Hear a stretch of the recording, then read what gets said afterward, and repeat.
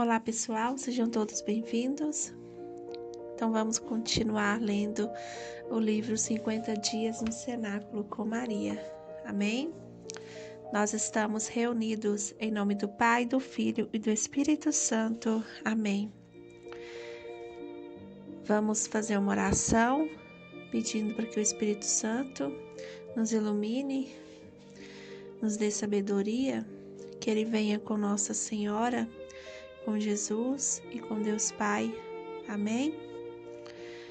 Deus Pai de misericórdia, pelo vosso Filho Jesus Cristo, Redentor do mundo, em unidade ao Deus Espírito Santo, restaurador da humanidade, eu clamo por intercessão de Maria Santíssima, que o Divino Espírito Santo de Deus possa fazer morada em mim e na vida de todas essas pessoas.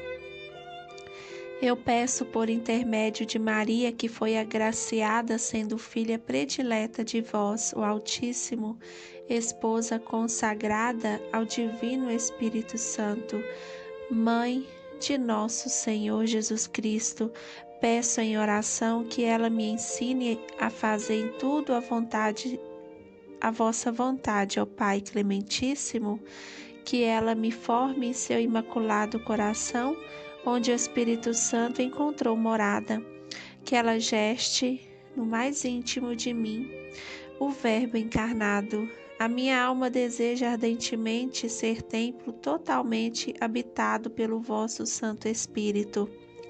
Que o vosso sopro de vida penetre as minhas entranhas mais profundas e imprima em mim o selo de vosso Filho, vossa amiga e vossa serva. Eu confio a direção de minha vida ao vosso Divino Espírito, para que ele reine em mim, pois ele é, segundo a vossa vontade, ó Pai, o hóspede das almas dos fiéis zelosos. Que ele seja a alma da minha alma, seja o meu guia, o meu protetor, minha fortaleza, meu paráclito, afugentando de minha vida e da vida dos meus todo engano produzido pelo espírito maligno. Trindade Santa, receba pelas mãos de Nossa Senhora de Pentecostes as súplicas que vos faço agora neste cenáculo, na esperança de que nasça em minha vida um novo Pentecostes. Amém. Um dos grandes presentes que a fé produz em nós é a esperança. Esperar em Deus é uma demonstração da confiança que depositamos nele, mas também é o que nos edifica. Somente espera quem consegue ver além. Ergue a cabeça quando está passando por uma tormenta. Quem não cria residência no sofrimento, mas sabe que no tempo certo a mão de Deus o resgatará. A comunidade, antes da vinda do Paráclito, tinha medo, porém a presença do Senhor ressuscitado plantava no seio de cada um de nós a esperança. Éramos uma comunidade marcada com um sinal visível e transformador. Éramos uma comunidade que sabia esperar. A esperança nos unia em um só foco, o de que Deus realizasse em nós o seu bem-querer. A esperança afugenta o espírito da derrota, do pessimismo, dispersa as trevas da falta de fé e da desilusão. Esse é um dos grandes milagres que a fé produz em nós, o de saber que a escuridão passará, que o raiar de um novo dia não tardará. Uma comunidade sem esperança, lamentavelmente, não sente a presença real e verdadeira do Senhor no meio dela. Viver sem esperança é deixar que o maligno semeie em nossa alma o conformismo. Não pode existir discípulos de Cristo dominados pela prostração, pois o sopro divino de Deus nos move para o alto, transformando-nos em criaturas novas. O fruto do amor é o próprio amor. Maria de Magdala, cuja alcunha significa fortaleza, encontrou sua rocha firme e forte no amor do Senhor por ela. Madalena foi uma mulher muito sofrida e perseguida, porém, sempre foi de uma vitalidade arrebatadora. Quando ela se encontrou com o Verbo, a sua alma se abriu para que o amor de Deus encontrasse morada nela. Naquele instante, enquanto meu filho a olhava e ela o contemplava, as suas prisões mais trancadas foram abertas pela misericórdia que a envolveu. O sentido espiritual de viver, o qual Maria tanto buscava, ela encontrou no olhar do Mestre. Durante aqueles dias em que esperávamos o Paráclito, eu pude conhecer melhor a força de uma mulher que desejava a todo custo subir nas sentinelas mais altas e gritar ao mundo que o encontro com Jesus é transformador. Das muitas agradáveis conversas que tivemos, recordo-me de certo dia ela ter falado logo após a ressurreição de Jesus: Maria, minha mãe querida, o seu filho tocou com compaixão a ferida que latejava em meu coração. Sou grata por ter provado tamanho amor, um amor que me abraçou com a sombra de Deus. Nada ou ninguém me calará, pois primeiro a humanidade do Senhor estendeu-me sua mão e ergueu-me. Depois a divindade do Senhor revelou-me a sua face. Eu vi o Senhor, eu vi Deus vencer a morte, eu vi a minha vida sendo iluminada. Madalena existia uma função primordial naquela comunidade que nascia. Ela era referência, assim como os apóstolos. Toda a comunidade orante sabia que o Espírito Santo prometido produziria em nós os mesmos frutos produzidos na vida de meu filho e na minha. Por essa razão, juntos implorávamos que o sopro de Deus penetrasse em nossas entranhas mais profundas, nos capacitando com seus dons. O dom é um presente de Deus para nós, porém, precisamos cultivá-los para que ele produza frutos.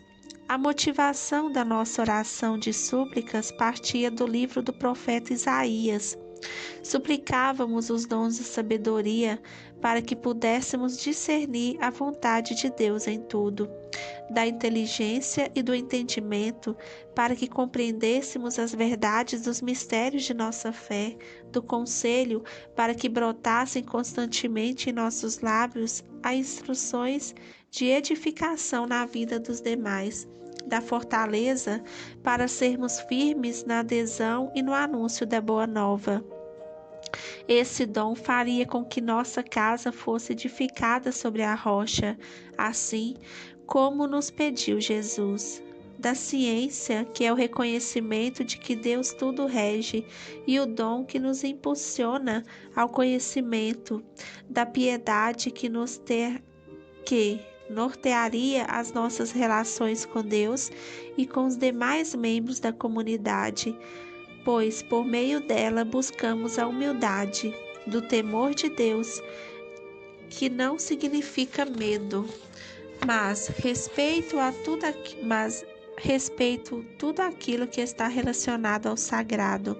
Além dos dons, também rezávamos pedindo que o Espírito Santo produzisse em nós os seus frutos: caridade, alegria, paciência, paz, força espiritual, nas diversidades, bondade, benignidade, mansidão, fidelidade, moderação e continência, modéstia e a castidade do corpo e da alma. Uma espada de dor foi cravada em meu coração, mas o meu filho Jesus, o Cristo, veio na aurora de um novo tempo retirar a lança que transpassava minha alma.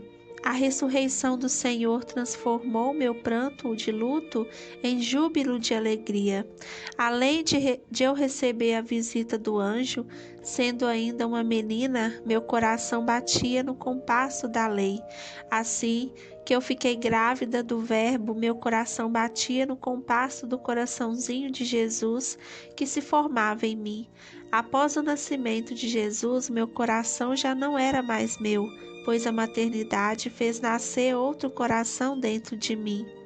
Durante o tempo em que Jesus me missionou, meu coração seguia o ritmo de seus ensinamentos. Diante da cruz, meu coração foi dilacerado pela dor. Desde que nasci até a ressurreição de Jesus, meu coração procurou intimamente em tudo que o coração de Deus fosse amor residente em mim. Enquanto eu olhava aquela comunidade que nascia cheia de fé e de esperança e de caridade, eu recebia confirmação espiritual de que meu coração deveria ser uma escola, deveria formar discípulos e discípulas de Cristo. Eu tentava fazer com que todas as pessoas que desejassem se consagrar ao meu filho passassem pelo meu coração, por onde também passou o Verbo e onde eu guardo cada um desses meus filhos. Não digo isso de maneira figurada, pois o meu filho não quis que eu fosse uma representação de mãe, mas mãe de fato que ama, cuida e educa. Eu amo cada um dos meus filhos, cuido com os olhos de águia e educo-os na fé, trazendo cada um deles para residir em meu coração.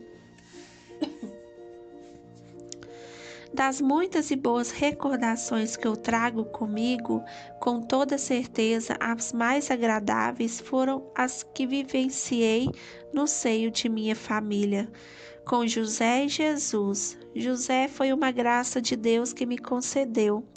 O Senhor providenciou um homem justo que, assim como eu, desejava em tudo fazer a vontade do Altíssimo. Em muitas noites eu me pegava sentindo saudade das boas conversas que tínhamos, da nossa cumplicidade, dos nossos silêncios contemplativos em plena sintonia de espírito, que somente as pessoas que verdadeiramente se amam são capazes de vivenciar. Eu sentia certa tristeza de não ter José comigo naquele tempo em que Jesus apareceu ressuscitado. Imagino que da mesma forma que aconteceu comigo, muitas coisas que ainda eram mistérios se iluminariam para ele. José e eu nunca deixamos de dizer o nosso sim, mesmo diante dos nossos medos, pois nós nos encarávamos a fé e adesão ao projeto de Deus como um salto. Aparentemente no vácuo, porém, logo nos vinha a certeza de que a mão de Deus estava nos sustentando. O Senhor não escreve histórias isoladas. Todas as pessoas que passam por nossa existência estão dentro de um projeto maior que Ele escreveu para nós. A história de José foi escrita em sintonia com a minha e a de Jesus. Todas as pessoas que se encontraram conosco não são avulsas. Os encontros não se dão ao acaso, uma vez que a providência de Deus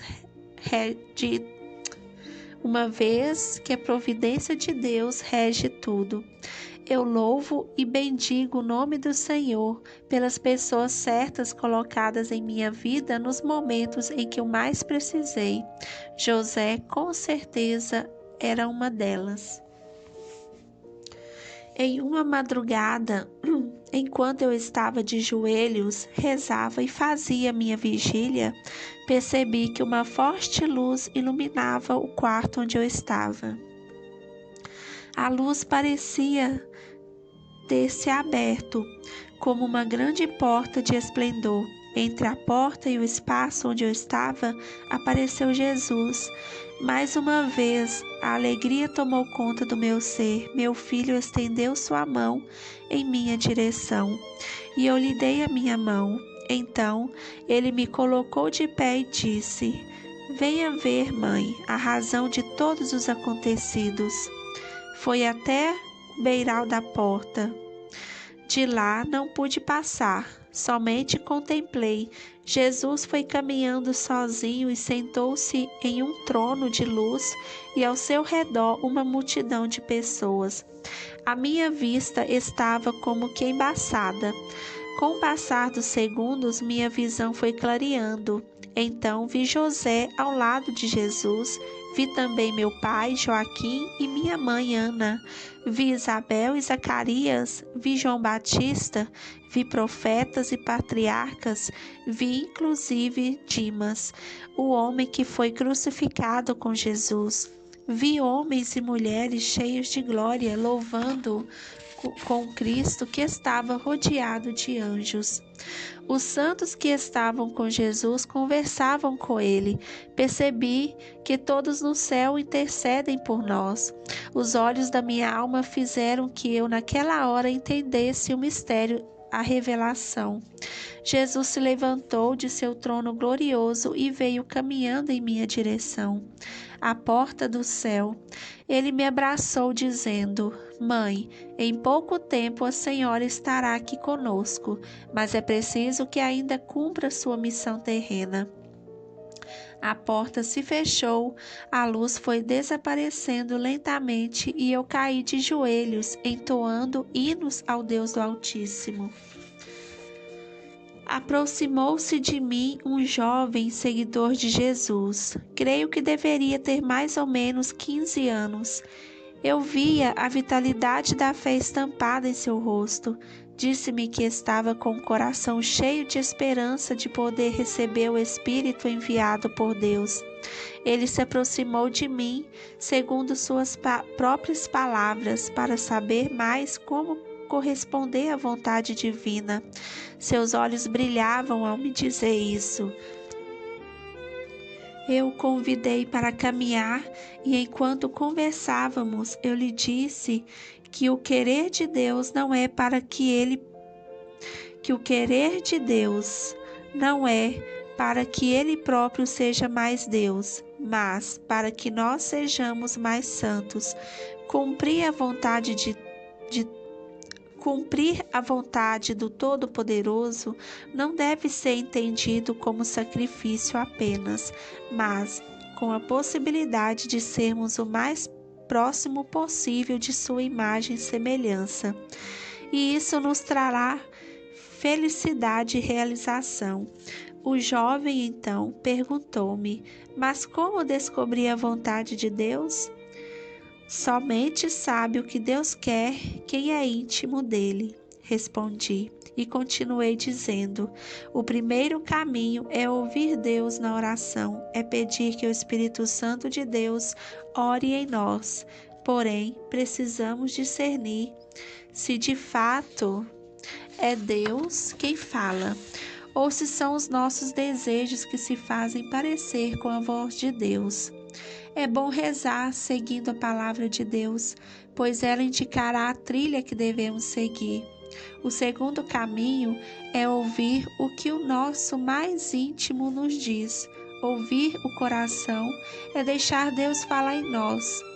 O terceiro caminho é ouvir e perceber os sinais dos tempos, os acontecimentos, as pessoas.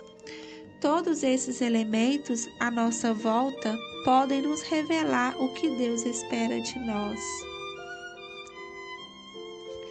Mesmo confiando e anunciando a fé, os discípulos, em sua maioria, sentiam grande medo e insegurança com relação ao futuro, sobretudo por causa da perseguição a todos os que professassem a fé em Jesus Cristo, ressuscitado dos mortos. A perseguição era política e religiosa ao mesmo tempo. Os poderosos deste mundo demonstravam medo do poder transformador anunciado por Jesus, do amor que faz justiça. Sempre que nós juntávamos Sempre que nós juntávamos em nossas reuniões e orações, fechávamos as portas dos locais para não sermos surpreendidos por aqueles que nos tentavam calar. Em certa assembleia, eu afirmei que esse medo passaria. O que hoje é temor, com a vinda do Espírito Santo, passaria a ser coragem, tornando-vos incansáveis. E enquanto mais nos proibissem de anunciar o nome de Jesus, com mais força e coragem nós o faríamos, mesmo que fosse necessário derramarmos nosso sangue, assim como Cristo fez por nós. Eu mesma testemunhei que muitas vezes em minha vida ousei ter medo, mas uma força arrebatadora fazia com que eu me levantasse para realizar aquilo que era preciso em nome de Deus. E essa força era o sopro do Espírito, que me levantava do chão e fazia-me voar. Mesmo amedrontados, os apóstolos e os discípulos pregavam com muita cautela. Todos os dias, a nossa comunidade recebe novos discípulos, homens e mulheres desiludidos com tudo o que viveram e com forte desejo de verem em suas vidas renovadas. Eu passei uns bons dias com a imagem viva da revelação que o Senhor me presenteou, ter visto o céu e nele todo o povo de Deus que morreu na esperança de um dia receber a libertação plena e eterna. A morte antes de Jesus era um sono indeterminado. Depois que meu filho Cristo duelou com a morte e saiu vencedor, a morte teve seu fim. Passaremos pela morte, mas ela não terá o poder de nos prender. A morte se tornou passagem. Fecharemos os olhos por um instante para esse mundo e abriremos para contemplar a face de Jesus. Eu não conseguia naquele momento identificar muito dos libertos que engrossavam o coro de louvor a Jesus. Mesmo sem conhecê-los, eu me sentia próxima de cada um deles, pois viveram antes de mim, são meus antepassados e prepararam a história que hoje eu vivo. Carregamos em nós a história de nossos pais, avós, bisavós e tataravós, e assim por diante. É lindo saber que um dia em Cristo todos nós encontraremos. Seremos todos um só corpo em uma união com o Cordeiro de Deus. As relações que cultivamos nesta vida, sobretudo as relações verdadeiras de amor, acompanhar-nos até a eternidade. O amor é eterno e por essa razão continuaremos amando todos e os que amamos nesta existência, e o nosso amor será perfeito, pois estará unido a Deus. Somos uma comunidade que está a caminho. Jesus está conosco. Sua presença é o sentido de vivermos em união, em uma só alma e em um só coração. Eu sabia que Jesus, meu filho, o Senhor ressuscitado, voltaria para a casa do Pai. Ele havia nos prometido o Espírito Paráclito, e esse Espírito nos capacitaria para a missão que teríamos de realizar em seu nome. Ele me capacitou para que eu exercesse minha tarefa do projeto de salvação. Da mesma forma, Ele tornará capazes todos os homens e mulheres que desejarem ser anunciadores da graça redentora. Deus, pela boca de seu Filho Jesus, soprará sobre cada um de nós o vento de sua alma, o seu Espírito, para nos cumular de carisma, que são o selo da presença do Espírito, que faz sepultar tudo aquilo que é morte em nossa vida, fazendo-nos ressurgir para uma vida nova. Eles brotam a partir do nascimento do homem novo. Uma pessoa agarrada às coisas antigas, ao pecado, dificilmente será portadora dos verdadeiros carismas. O carisma é pessoal, mas não é um indivíduo. O Espírito Santo se utiliza de nós para que seus dons sejam espalhados por toda a terra, produzindo frutos. Por essa razão, o carisma pessoal não é vanglória, não deve ser motivo de vaidade. Da mesma forma que o recebermos, se não fizermos bom uso dele, o Espírito o retira de nós. Todas as vezes que o carisma não for serviço, a utilização dele deve ser questionada. Quando o Santo Espírito de Deus visita a terra, estão cheios do carisma de Deus. Teremos o poder de, em nome de Jesus, renovar o mundo em que vivamos. É isso, e isso estava prestes a acontecer. Bom, gente, eu vou parar por aqui para dar tempo, né? Tá bom?